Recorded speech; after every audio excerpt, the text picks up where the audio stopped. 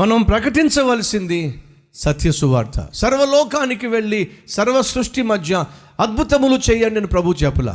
సర్వలోకానికి వెళ్ళి సర్వ సృష్టికి సువార్తను ప్రకటించండి.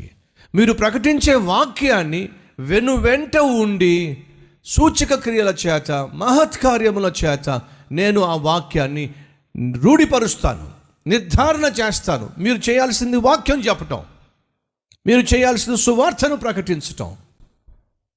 అలా మీరు వాక్యాన్ని, సువార్తను ప్రకటించినప్పుడు నేనేమిటో, నా శక్తి ఏమిటో నేను కనపరుచుకుంటాను.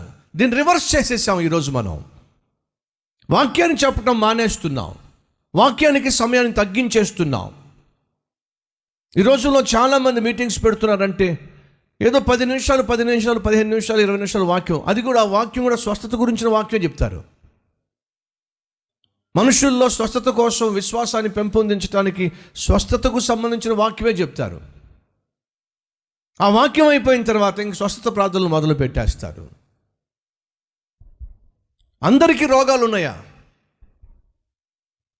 కానీ అందరికీ హృదయాలు ఉన్నాయి. అందరు హృదయాలు కుళ్ళిపోయి ఉన్నాయి.